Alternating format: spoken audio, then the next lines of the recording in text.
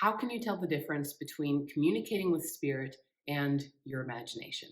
In this video, I'm going to share with you my 5 favorite ways to learn to tell the difference. If you haven't subscribed, you know what to do. Hit that subscribe button, ring the bell. That way you'll be notified the next time I release a new video. You can see recordings of my readings so you can catch me in action, plus how-tos about communicating with spirit, meditations, and so much more.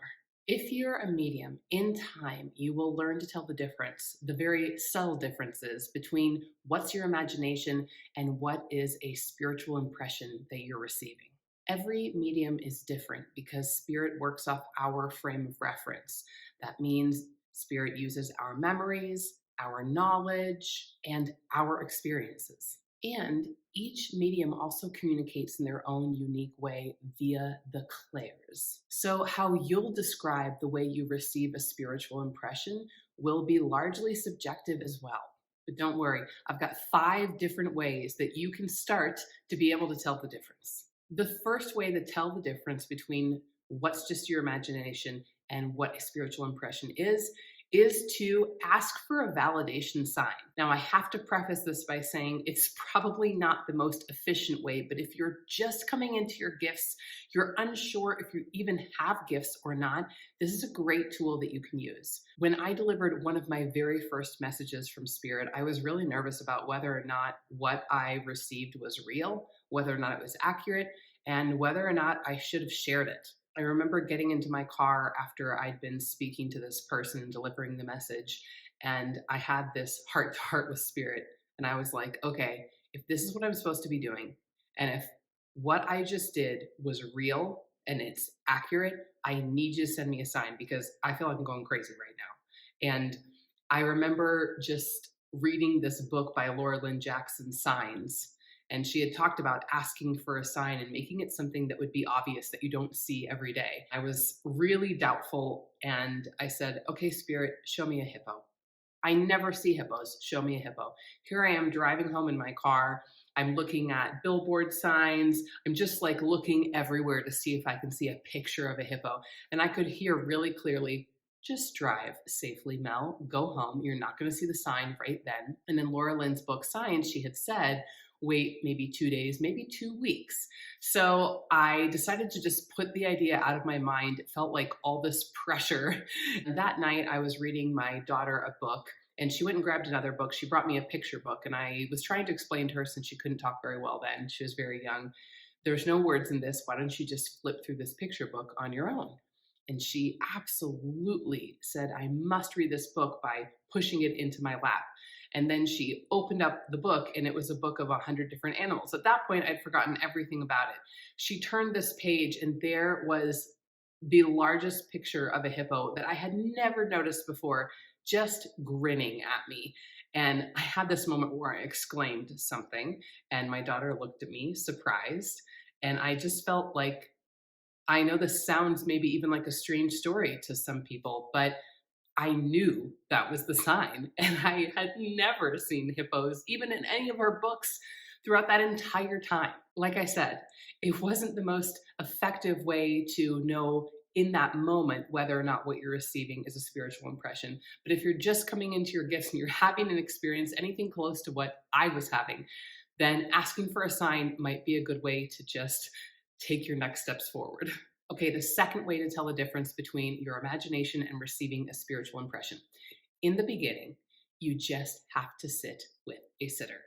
I had a tutor who said that learning to read without a sitter is like learning to swim out of water, and it's true. Spiritual impressions are so subtle and they look and feel just like your imagination, especially at the beginning when you're coming into your gifts. This is why so many people ask, am I just making this up? When they're first learning that they can communicate with spirit. You absolutely have to have someone sitting in front of you so that once you start to receive spiritual impressions and you relay that information to your sitter, they can start to validate the information that's coming through with a yes. Or if it's not quite accurate, don't stress, they'll give you a no. That's really the only way for you to know for sure when you're starting to get used to what spiritual impressions feel like.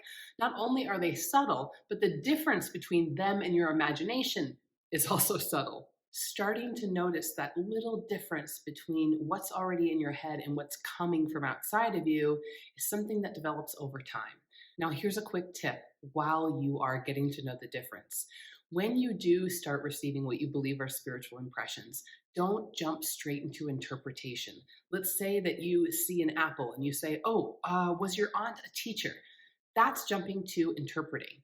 Instead, just relay the information. I'm seeing an apple right now. It's on a desk and it's red. It's also near a tin can full of pencils. Do you understand why spirit would be bringing that through?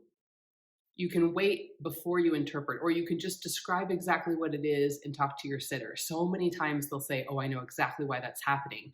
But let's say that the aunt isn't a teacher. There's another reason for a red apple and pencils. Well, now you get to get a yes because you haven't jumped straight to interpreting. Instead, you've simply described the spiritual impression that you're receiving. All right, the third way to tell the difference between your imagination and a spiritual impression. This is one of my favorite things that I've learned to do while I'm giving readings. I ask one of two questions. Is that you? Or can you give that to me again? Okay, so I'm literally in my mind, usually not out loud. I might say, "Is that you, spirit?" Or, "Can you give that to me again?"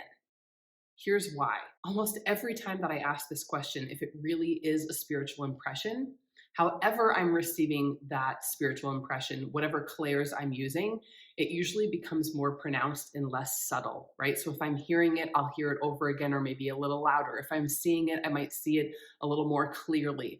If I'm knowing it, then that feeling of knowing just gets stronger. John Holland says that he doesn't say a name unless he hears it 3 times. And what I find during readings is that if I'm unsure of a spiritual impression, but there's a lot coming, I might just park it, put it to the side, and then generally if it's a very important piece of information, which it is because spirit never wastes a thought, spirit will bring it back a second time. So let's say that they showed me an image, but I wasn't sure if that was something from earlier in my week or if it was a spiritual impression. They'll generally bring it back around. But a way to speed this process up is asking these questions. Is that you, spirit? Or can you give that to me again? Now, however that spiritual impression came in, whatever clair I used, it will get more pronounced. However, if you're going to ask the question, can you give that to me again? Or if you were to say, can you give that to me another way? They may try to work off your frame of reference and try to convey the same idea or the same information, but with, let's say, a different symbol or some other spiritual impression. So just be aware of that. But I love this tool. It works so well for me, and it works better and better as you get to know the way that you work as a medium. I'd love to know from you below, which of these practices might you use first as a medium to help you learn the difference? Or perhaps you have a strategy that you use that helps you differentiate with confidence. I'd love for you to share below.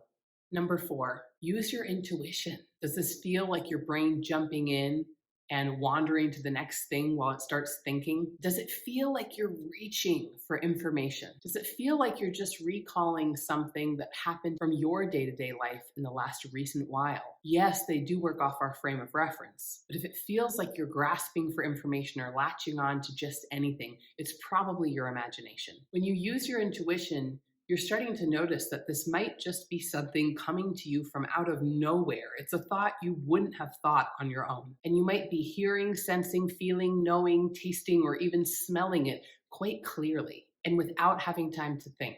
That's a spiritual impression. This is why so many mediums practice sitting in the power and meditation. It allows them to become what I call a clear channel. That's one of my 5 C's that I teach from my mediumship development framework. And it will help you become literally a clear channel so that you can start to notice all these subtle differences. You can start to notice the subtle feeling of spiritual impressions coming in and what is just your imagination. Number 5, you have to be in a receptive state. I call this receiving versus reaching. The energy that you're in matters so much, and you have to be energetically receptive, which takes a lot of discipline. If you're nervous and desperate to get evidence and hear yes, you're likely in a reaching energy. It feels like grasping. You may receive impressions, but you'll probably have a lot of other stuff mixed up in there. So it may not be your most accurate reading. You want to be in that receiving state. It's that state that has you feel like you're relaxed and spiritual impressions are coming to you. Your mind is turned off.